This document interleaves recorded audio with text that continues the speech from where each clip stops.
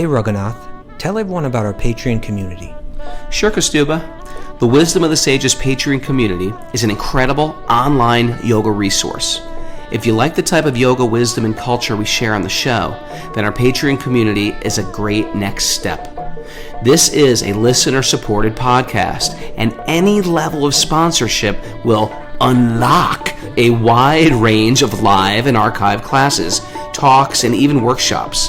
Raghunath teaches, I teach, and we have a host of other excellent teachers on topics ranging from yoga philosophy, asana classes, storytelling, Ayurveda, kirtan, cooking, meditation, and a lot more. We even have an incredible online Bhakti 12-step recovery group. So if you want to check it out, go to patreon.com/wisdom of the sages. All right, let's get it on. Om Namo Bhagavate Vasudevaya. Om Namo Bhagavate Vasudevaya. Om Namo Bhagavate Vasudevaya.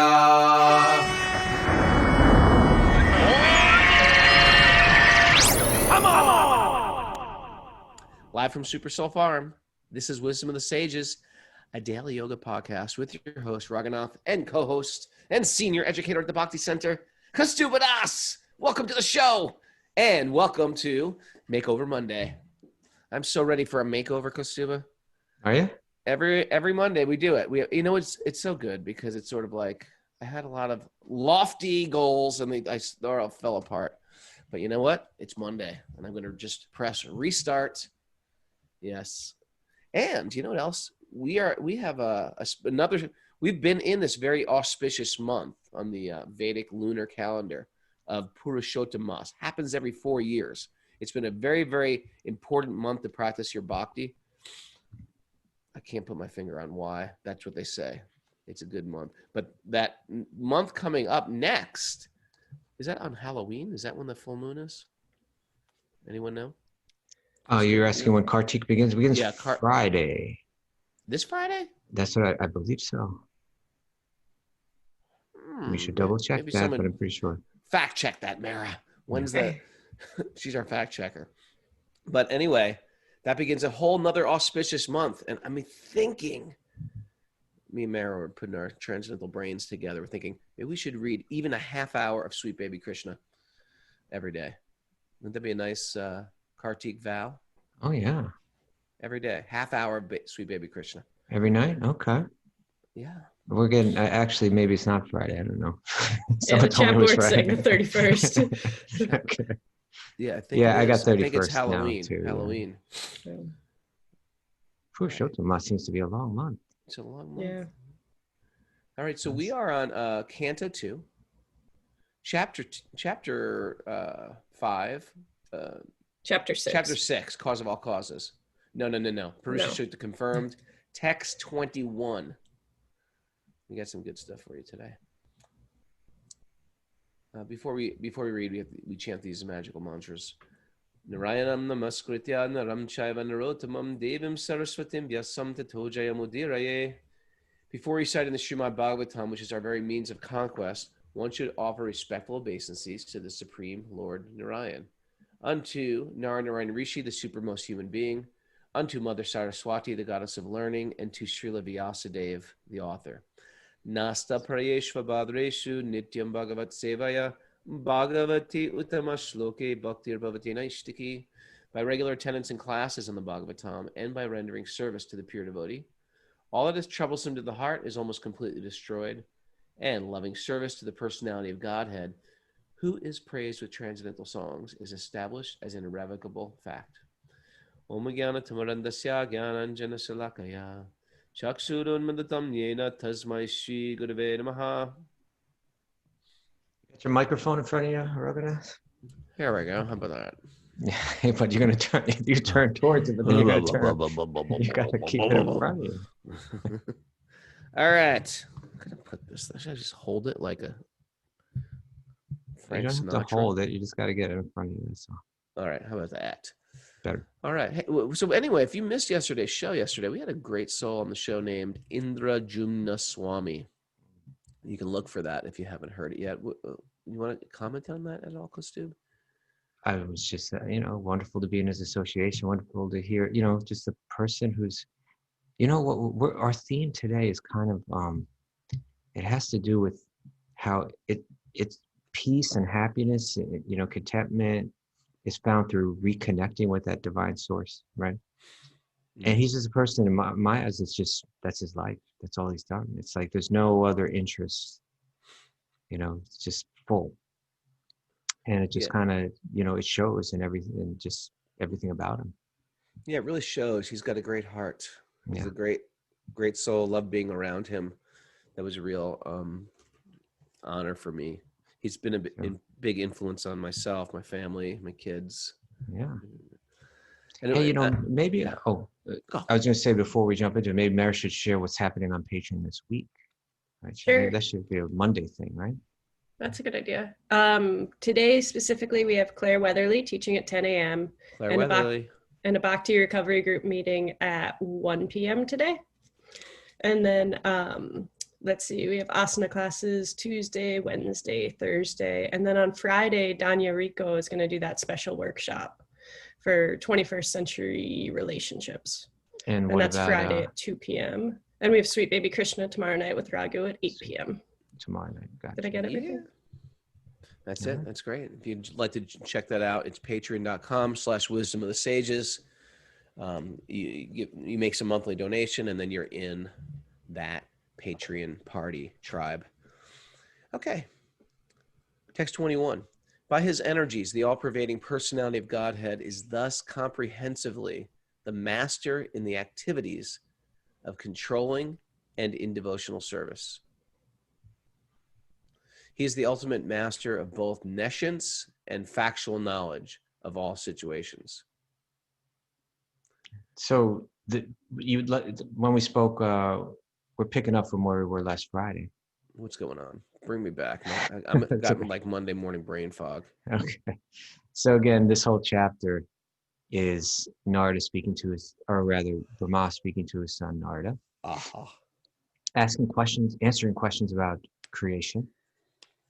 And he's describing how he was born, but how behind him, there's the original creator. Brahma is often thought of as the creator, but he said, I'm not the original creator. I'm kind of a secondary creator. The real creator is Lord Narayan. I'm born from him. And so in these verses, they reflect, the title of the chapter is called Purusha Shukta Confirmed. They're largely reflecting, echoing, elaborating on the verses of the very famous hymn from the Rig Veda, the Purusha Shukta. And here he's saying that we heard just previously how there's the 1/4 and the 3/4, right? How there's the spiritual realm, which is like 3/4 of all existence, and then there's material realm in which we live, which is like the 1/4. And one of those realms is a realm of, it could be said here, it says, Yad avidya cha vidya cha purushas tubhaya shrayaha. That yad avidya cha vidya cha, that there are two paths, avidya and vidya. There's, here, Prabhupada translates it as nescience, which is probably also like one of those words we never used before. Nescience, never used it. We use it all the time now. Nescience. It's like like no knowledge. Like ignorance. It's like science is to know, and nescience is to know nothing. Right. To not know. That's right. So, in here, it's the Sanskrit words are avidya, vidya, which means knowledge or to know, and avidya, which is not knowing nothing. Yeah, not knowing nothing. So there are these two paths, and it's saying that Krishna is the master of both paths. And that, you can think of that again as just like going back to the red pill, blue pill thing. If I were holding, a hand of two pills, and I said, okay, like I'm the one providing these pills. One is a pill of knowledge, and one is a pill of ignorance. Right? One is a pill of remembrance. One is a pill of forgetfulness. And I'm offering you both. Then we could say that I was the master of both, vidya and avidya. And so here it's saying that Krishna is that master, right? He's giving us a choice, and he'll facilitate accordingly. There's some nice little section here in the commentary. Go. Prabhupada says, run with it. He says, in the field of nescience, activities are directed toward lording it over the creation, right? If I take the blue pill, my focus is I want to manipulate the material energy in such a way where I derive satisfaction through my senses. Right? So in the field of nescience, activities are directed toward lording it over the creation. In the material world, therefore, everyone is engaged in acquiring material opulence to lord it over the material world. Now here comes key statement from Prabhupada. Therefore, there is always clash and frustration, which are the symptoms of nescience. Right? Once we decide clash and frustration. Symptoms of nescience. Right. In other words, it's just materially the formula doesn't work because it's like there's too many centers. I'm a center, you're a center, and there's a center. Lori Pag is a center. Everybody's a center. You know, it's like we're all trying to be the center. There's going to be a clash. There's going to be competition over resources. And ultimately, there's going to be frustration. He says these are all the symptoms of nescience. There's no peace. Right? He says, but in the field of knowledge, the red pill, there is devotional service to the Lord of Bhakti. There's devotional service to the Lord, namely Bhakti. Therefore, there is no chance of being contaminated by the influence of nescience or forgetfulness, avidya, in the liberated stage of devotional activities. Now he says, the Lord is thus the proprietor of the fields of both nescience and cognition, right, of knowing and not knowing. And it remains the choice of the living entity to exist in either of the above regions. You can take the blue, you can take the red. Ever feel like you've taken them both? I've taken both. Like I'm like pretty smart and I'm pretty dumb. Well, it's I like just take both bottles of them. Well, you know, it's like because we've been reading Bhagavad-gita and Srimad-Bhagavatam and associating with people that accept this. You know, it's like that's just a big red pill. But at the same time, right, it's like it's almost like what you just asked me about Indradyumna Swami, and the way that I replied to is like a person that just has accepted it fully, right? I'm okay. This all makes sense to me. I'm going to live it 100%, you know? That means I chose that pill. But we're kind of like, well, I want to nibble a little bit on this one. I want to nibble a little bit on that one. I know. You know, that's our one weakness. of these, two of these. Yeah. The weakness of heart. Yeah. You know, he's got a good attitude too. Good attitude goes a long way in this world. Yeah. He's got a great attitude. Great attitude works great in bhakti. You can't have it without it. Yeah. Okay. Text 22. From the personality of Godhead, all the universal globes and the universal form with all the material elements, qualities, and senses are generated. Yet he is aloof from such material manifestations, like the sun, which is separate from its rays and heat. So we were speaking about how everything's, you know, last week we're speaking that whatever is in this realm is generated from the spiritual realm. And in some ways, the Purusha Sukta speaks of it as being generated from the body of the Purusha, generated from the body of Lord Vishnu. So he generates it. It emanates from him, but still, in a sense, he's aloof from it. He's giving us the choice and allowing us to roam it, you know, according to our choices. In the same way that the sunlight emanates from the sun. When I was born from the abominable lotus flower. Abominable? Abominable. The abominable lotus flower. Abdominal lotus flower of the Lord, Mahavishnu, the great person. I had no ingredients for sacrificial performance except the bodily limbs of that great personality of Godhead. I thought you were pretty interesting. He had nothing. He was born with nothing. He got nothing. There's nothing. He was the first person. He's the creator. I thought you were about to say he was born from the abominable snowman. So Lord Brahma, and we're going to read about this further in this canto, you know, how he's born from the lotus flower. And, but it's dark, you know, there's nothing there. is kind of empty. But I think there's a lot of lessons. Later on, I think it may even, I'm not sure, it may even be the next chapter. But we hear about, maybe it's further down, but we hear about like Lord Brahma. You know, we had to picture what happens, right? He's born on this lotus flower, but everything's dark. There's no sun yet, right? Right. He's got to create the sun. He's got to create the sun.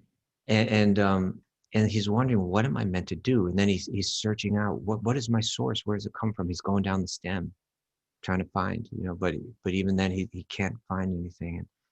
And then he hears two syllables, ta, pa, right? Tapa. Tapa, to perform austerity. So he goes into meditation, you know, and then through his meditation, he has darshan of Lord Vishnu. He has the audience, you could say, of Lord Vishnu. And then he receives his instructions to create. And then the kind of, you know, all of this could be understood as, you know, we can see our own lives in parallel. You know, we're born into, in a sense, into darkness. We're meant to find the truth and what is our purpose and how to reconnect. And we hear Lord Brahma, he says this prayer. You know, it's kind of, and the way that I look at it, it's like the first prayer in the universe, right? After he said that darshan, he has a chance to speak his heart to Lord Vishnu. And what he prays is, he prays for the ability to carry out this service of creation. And then very significantly, he prays that he doesn't become proud of it, right? I just think that's so interesting, right? That's the, you know, that's the original prayer in the universe, that like I have a role to serve, but even when I do that, I tend to become disconnected through my pride, thinking it's all me. And Lord Brahma, who in one sense, he's like, whatever we create is so insignificant compared to what he creates. But even we easily become proud. So, but this verse is saying that, so he's born from that flower. He had known, and immediately he's thinking, where are the ingredients for sacrificial performances? You know, that he needs to somehow, did we read that verse yet, 23, or are we about to read that? We just read it. Okay, so he's saying, you know, I was born from, that's right, from the abdominal lotus flower. I had no ingredients for sacrificial performance except the bodily limbs of the personality of Godhead. So it's meaning that right off the bat, he's thinking, well, let's talk about sacrifice, right? Let's.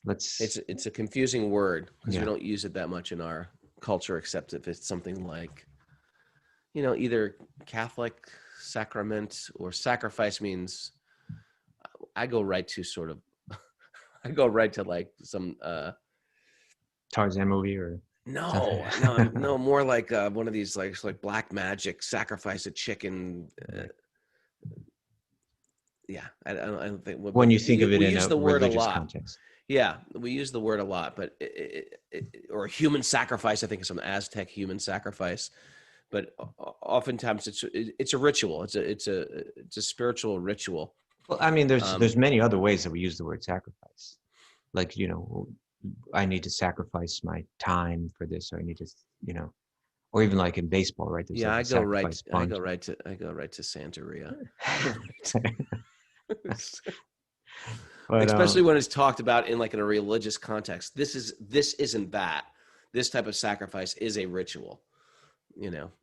Yeah, and here it's a ritual, but this is the point. Like Bhagavad-gita shows how it goes beyond a ritual, right? Like, in other words, sacrifice can be expressed through ritual, but really Bhagavad-gita is teaching us how the entire life becomes sacrifice. And that means how you raise your family, how you earn your money, how you spend your time. I mean, that's how I interpret it now. It's a sacrifice when we talk about the sacrifice of the hearing process, the sacrifice of the speaking process. So Harinam is a sacrifice. It's a sacrificing. I'm not going to talk about the nonsense that usually comes out of this mouth. I'm going to hold it and speak about things that are going to uplift my consciousness. I'm going to sacrifice the hearing process. I'm not just going to put anything in these ears anymore. Right. It makes me feel down. It makes me feel agitated. It makes me feel angry. right? I'm gonna sacrifice that hearing process towards transcendental sound. That was like a great experiment I did, 2 weeks ago, my last Makeover Monday, which was that was like the hearing sacrifice. Nothing goes in the ears that isn't transcendental sound. Yeah. I didn't realize how hard that was going to be. You gave up on it? Well, it's a new week. No, you did well. It's a new I week. salute you. I have an audio book I'm listening to.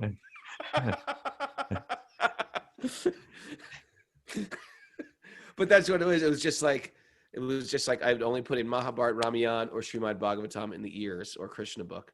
Right. And but you realize that the mind wants to hear other stuff, and oftentimes the other stuff doesn't leave one peaceful or even happy.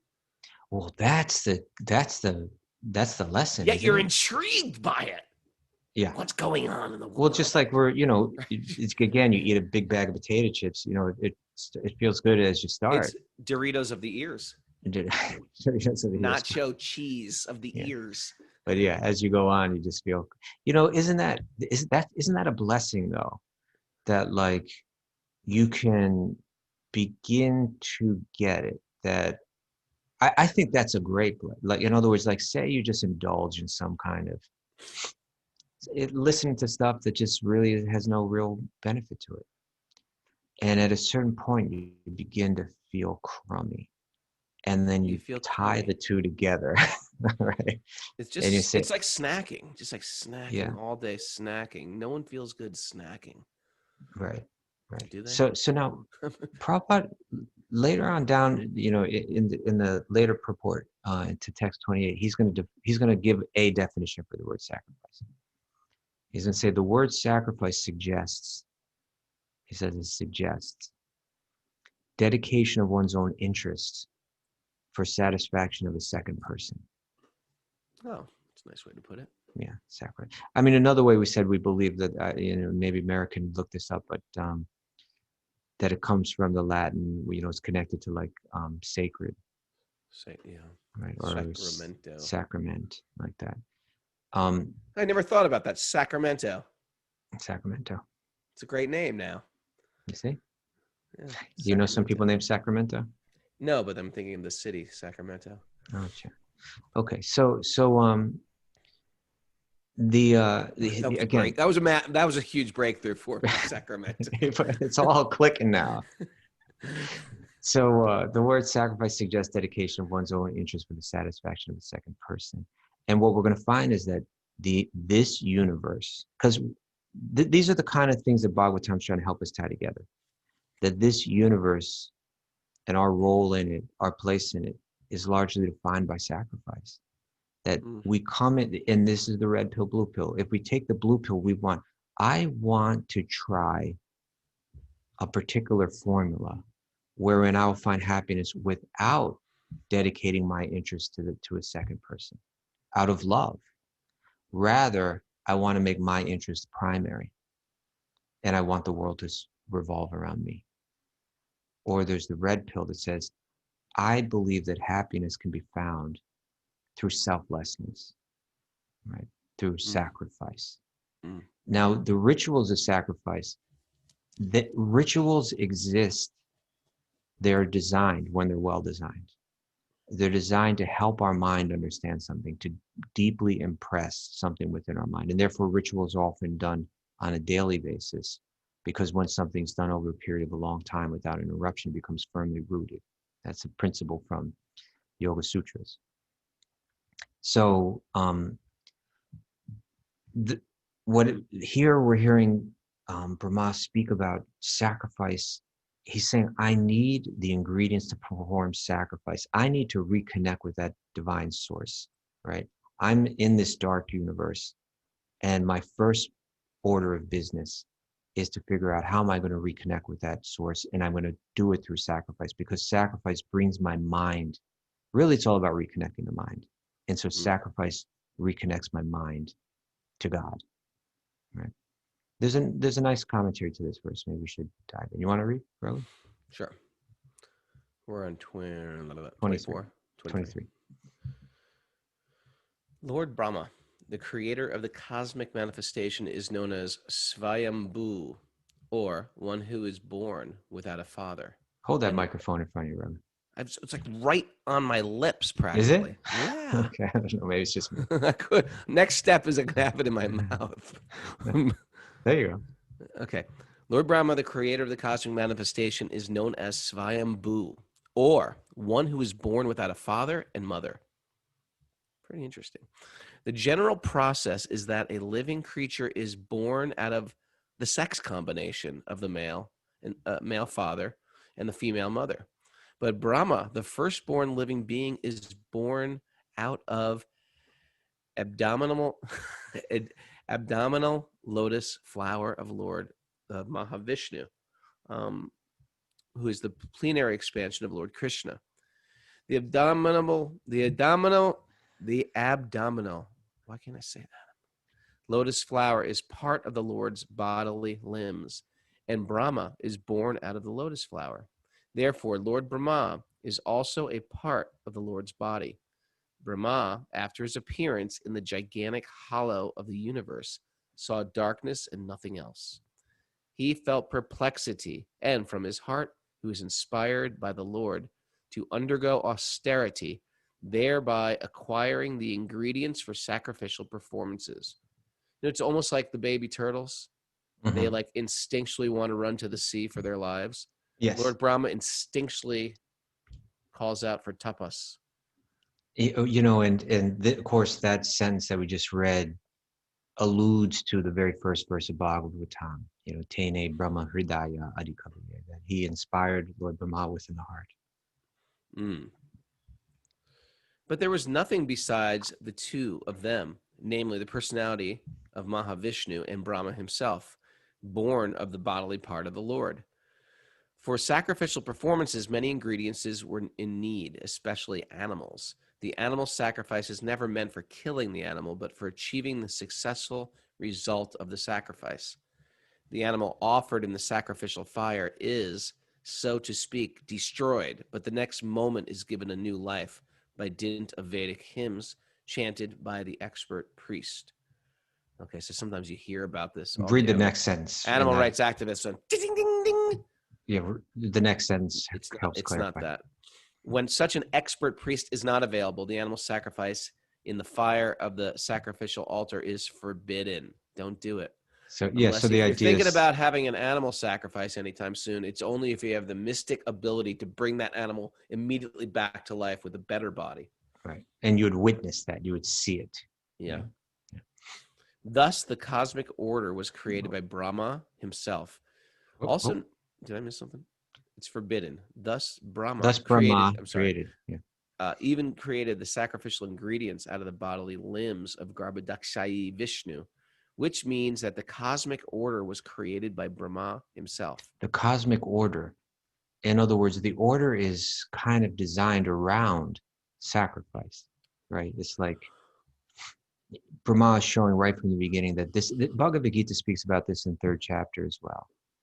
You know, how the idea of sacrificing to that divine source, reconnecting to that divine source, bringing our mind to that divine source, being grateful, recognizing our dependence. What are we talking about the cosmic order? We mean like higher beings? That everything is out of order. As soon as the divine source, the root of all existence, is ignored, things fall out of order. So we began this, or we read in the previous purport that we just read, about how people find a clash and frustration. Everything's out of order. Brahma's establishing how the order works by saying, right from the beginning, all of the ingredients of this world, this is where this is really heading, that the ingredients of this world aren't created by me. They're all coming, here it's saying from the body of the Purusha, from the body of the Lord, meaning that he doesn't create any of this. It's all supplied, and he recognizes that they're not meant for my separate enjoyment, but the order is when it's all offered back. And that's, that plays into kind of like you and I have bathed in the Ganga, right? Bathed in the Ganges River. Yep. And one of the common things one does when one's in the river is you make an offering to the goddess Ganga, or to the river itself, to the river herself. And how is that done? I'm asking you, Raghu. A little plate of flowers, a little leaf plate of flowers. No, but you're incense, missing. camphor. What's the other one? With Yeah. love and devotion. No. In other words, you take the water a lamp. itself. Oh, yes. You take Right. the Ganges itself and offer it back to the Ganges. Right. So it's kind of like, well, what's the point of that? It's already got plenty of water, and it's the Ganges' own water that you're offering back. Well, what Lord Brahma is doing here is the same thing. Whatever ingredients there are for sacrifice, and here it's speaking in the context of Vedic ritual, where you'd offer grains and ghee and mantras and so on. It's all that energy is coming from Lord Vishnu himself. But that's establishing the order, saying that whatever is here in this realm, we offer it back. And in this way, we reconnect. It's all God's anyway. Yeah.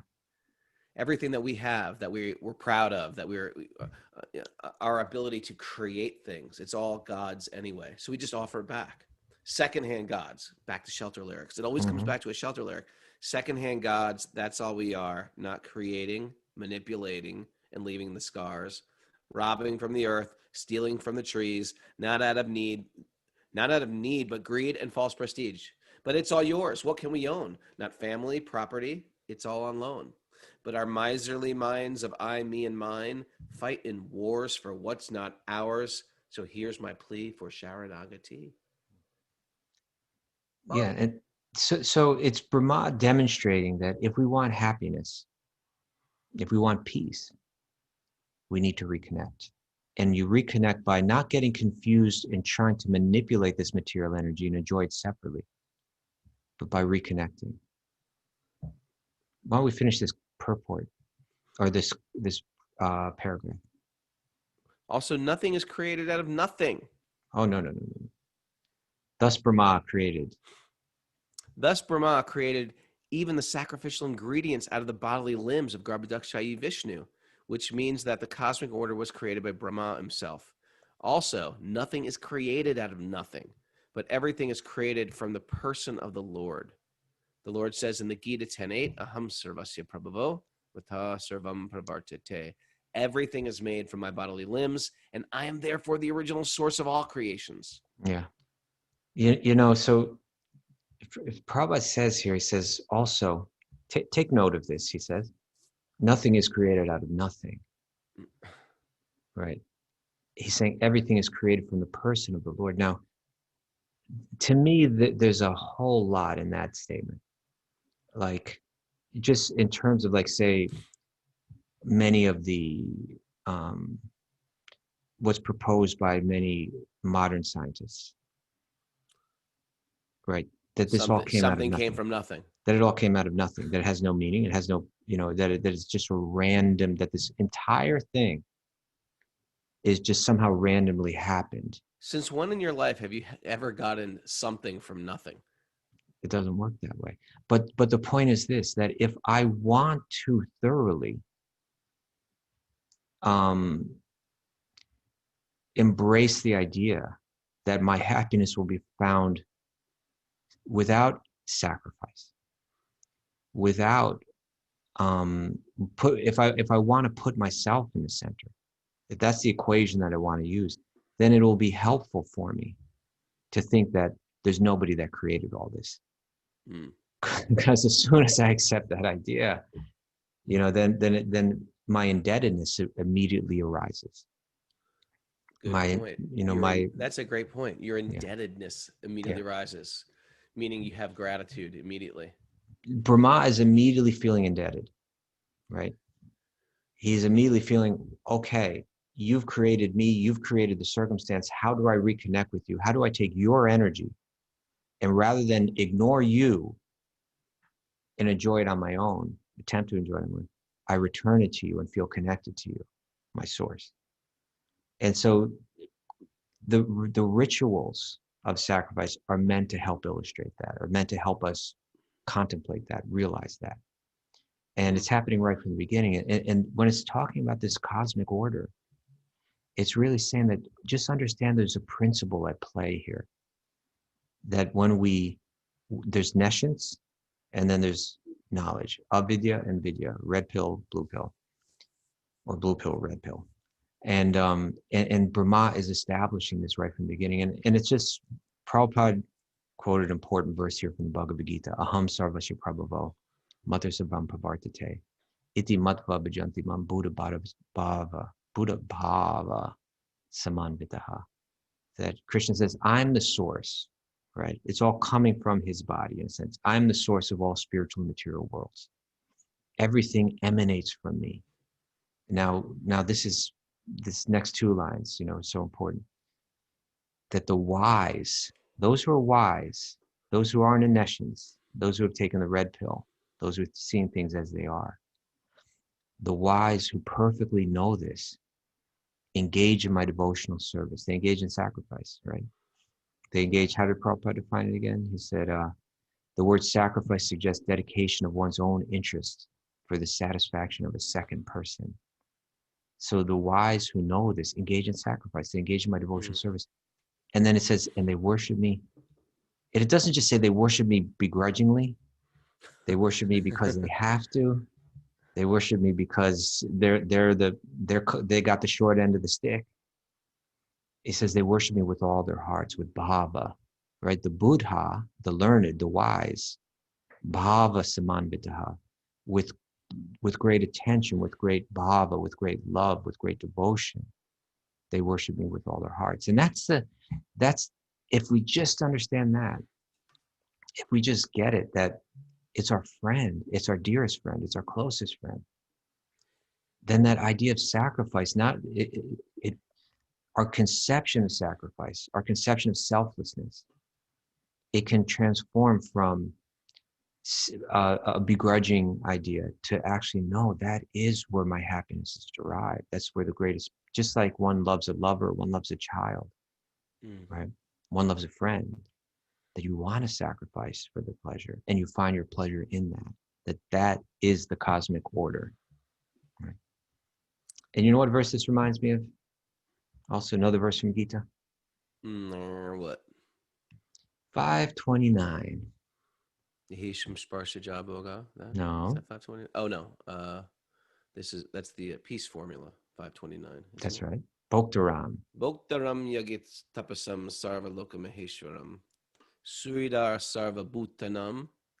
Hridesha yajina. Gyatva. Gyatva. Suhridam sarva bhutanam. Suridam sarva bhutanam. Out of the whole universe.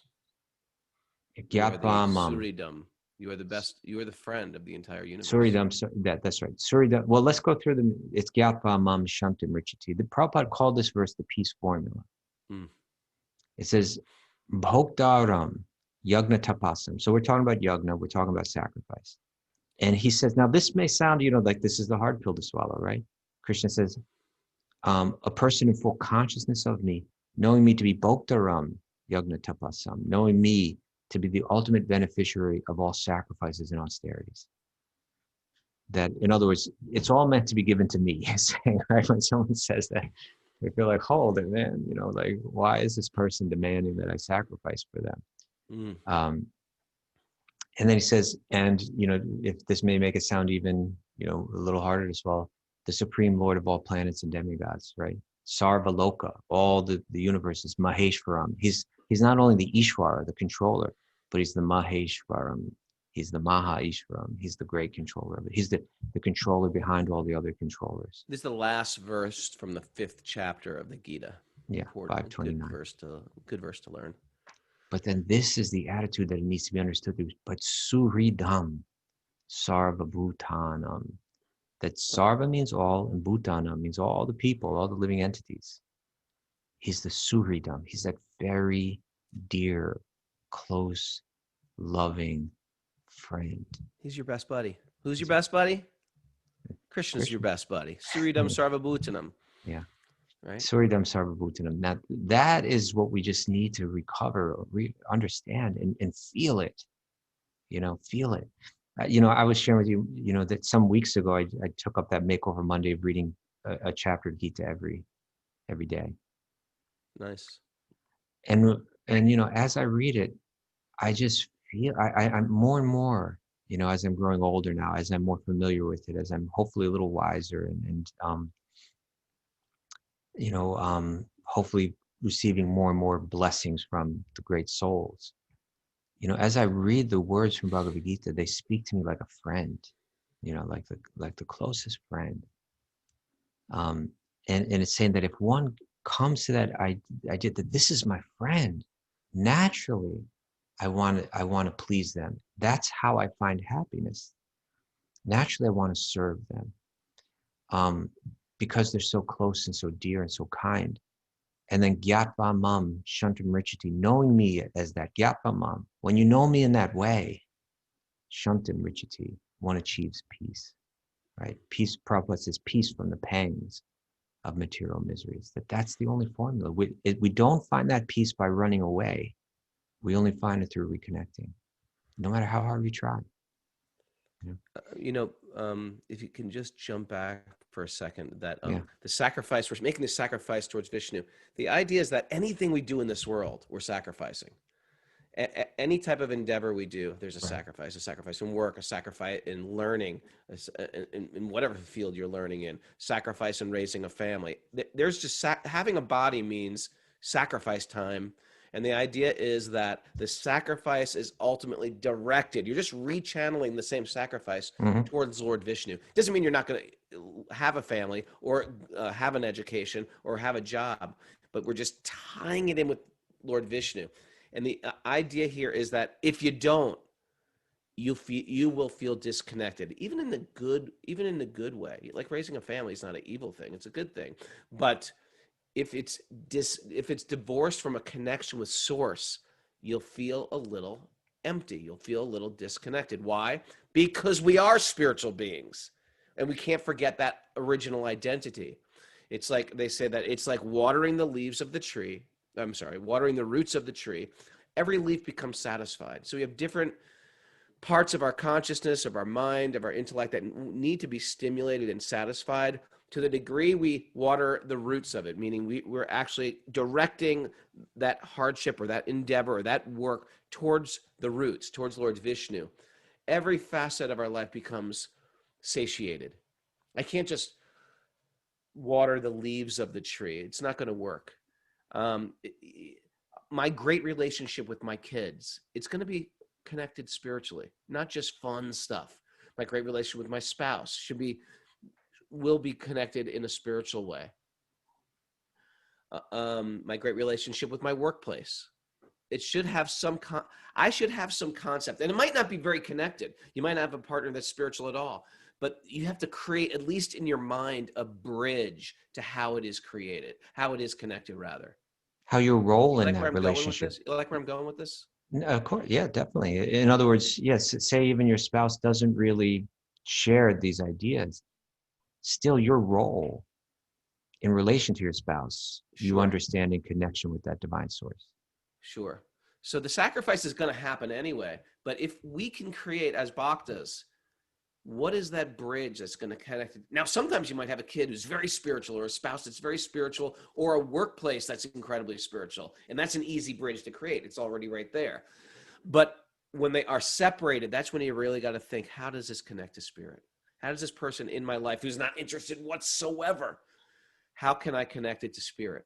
How can I see my role as a giver, as a sacrificer, to connect them to the highest thing? And then that relationship, even if it seems like miles apart, will have some connection, and there'll be a spiritual tether there, and it will uplift us instead of just sort of feeling this is going nowhere or this is dead end, etc. And I find it's also useful even in my struggles in my existence, my struggles in my life, my winter seasons, stormy seasons, if I can feel like, okay, this is Krishna's plan for me for this. I have to churn something out of this, mess. Then I can find that even that pain or struggle or hardship or sinkhole I'm experiencing, is connected to spirit as well. And it helps me through it. It really helps me through it. And all of a sudden life becomes significant. So that is that first part of sacrifice. And I'm sorry to jump back on that, but I got a little inspiration there. But that was the topic. And the second part is, and who's my dearest friend? Because I got a lot of friends out there.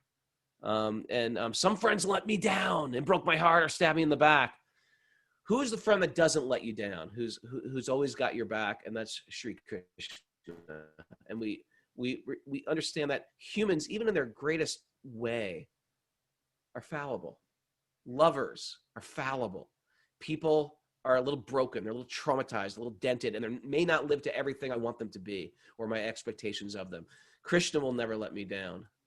And that's where I'm gonna repose all my deepest love to, because Krishna is going to be there for me no matter if the whole world crumbles.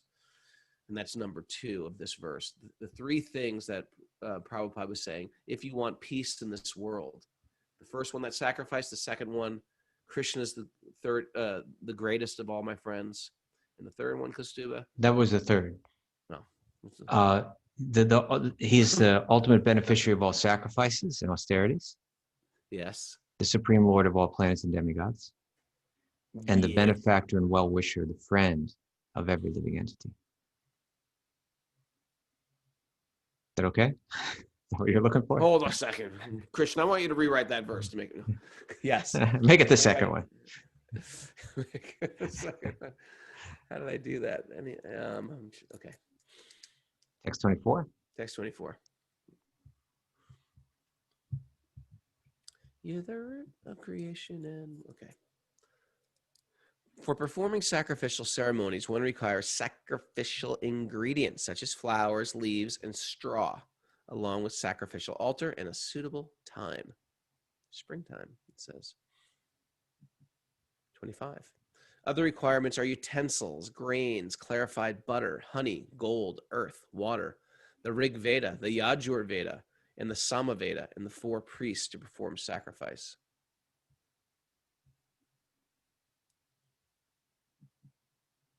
Yes. Other necessities include invoking the different names of the demigods by specific hymns and vows of recompense in accordance with particular scripture for specific purposes and by specific processes. Thus, I had to arrange all these necessary ingredients and paraphernalia of sacrifice from the personal bodily parts of the personality of Godhead. By invocation of the demigods' names, the ultimate goal, Vishnu, was gradually attained, and thus compensation and ultimate offering were complete.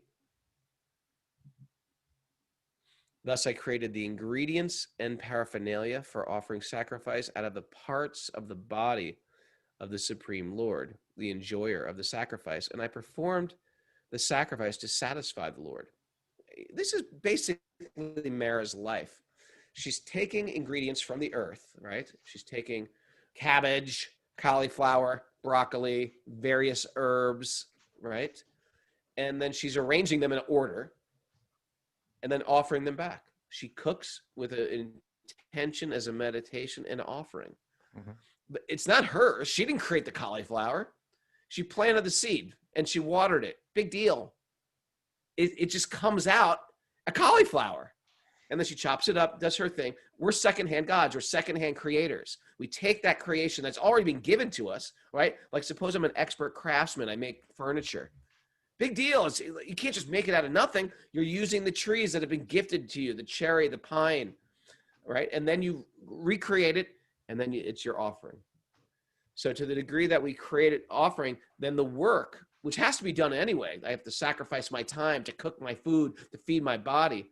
But Mara's made it a sacrament by doing it as an offering and seeing herself as a secondhand servant, the secondhand creator.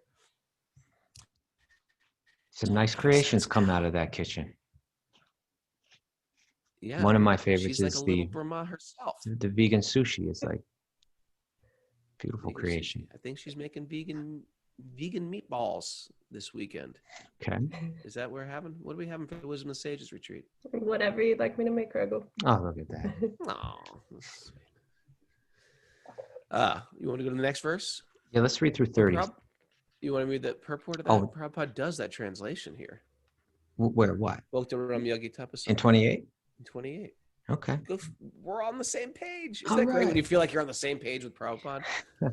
People in general are very anxious to have peace of mind and peace in the world. They're in anxiety for peace. Isn't that funny? We're always anxious for peace and peace of mind and peace in the world, but they do not know how to achieve such a standard of peace in the world. How do you do it? Such peace in the world is obtainable by performance of sacrifice and by practice of austerity, as mentioned in the Gita 5:29. Here it is. We just said this. Bhotaram yagi tapasam sarva loka maheshwaram suridam sarva bhutanam yatva mam shantim richati. The karmi yogis know the Supreme Lord is the factual enjoyer and maintainer of all sacrifices and of the austere life. They also know that the Lord is the ultimate proprietor. Well, this is the big one. He's the proprietor of all planets. That's one I forgot to say. It's the second one. It's the second one. Sarva Loka Maheshwaram. Yeah, when I stop seeing myself as the owner of everything and this is mine, that's a painful place to be. Because once I think it's mine, then I'm setting myself up to lose it. I'm trying to, we go in this world of collecting things. When I see he is the proprietor of all the planets and is the factual friend of all living entities. Such knowledge gradually converts the karmi yogis into pure devotees of the Lord through the association of unalloyed devotees. Yeah, that's how we get here. We get the association of great souls. And thus they are able to be liberated from material bondage. Brahma, the original living being within the material world, taught us the way of sacrifice. The word sacrifice suggests dedication of one's own interest for the satisfaction of a second person. Did you just read this? That's what I quoted earlier. But did you quote it from here, or did he mention it earlier? I mentioned it. It's from here, but I mentioned it earlier. Okay. Should I continue reading? Sure. Okay. That is the way of all activities. Every man is engaged in sacrificing his interests for others. I just said that. Either in the form of family, society, community, country, or the entire human society. That was the point you made. That was the point I made. You're going to sacrifice one way or another, right? Yeah. But perfection of such sacrifice is attained when they are performed for the sake of the Supreme Person, the Lord. Because the Lord is the proprietor of everything. Because the Lord is the friend of all living creatures, and because he is the maintainer of the performer of sacrifice, as well as the supplier of the ingredients of sacrifices. It is he only, and no one else, who should be satisfied by all other sacrifices. And when he says no one else, ultimately everybody does become satisfied. It's like saying you should water the root and not the rest of the tree. But when you water the root, all the leaves are watered. Yeah. The world, finally winding this up, and it's 6, perfect timing. The world is engaged in sacrificing energy of advancement of learning, social upliftment, economic development, and plans for total improvement of the human condition, but no one's interested in the sacrificing for the sake of the Lord, as is advised in the Bhagavad-gita. Therefore, there is no peace in the world. If men all want peace in the world, they must practice sacrifice in the interest of the Supreme Proprietor. Oh, Kaustubha. Supreme Proprietor and friend of all. Friend of all. Do you think we got our point across today? I think I hope so. I hope so. You don't? You feel dissatisfied in some way? I feel like I could have explained things better. Go into tomorrow. Okay. Take some notes. Write it down. This is, okay. Thanks, everybody.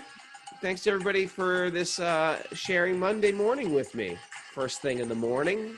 It's good for me. Good for me to be here with all of you. Thank you. I'm in debt to you all. We got a big day on Patreon.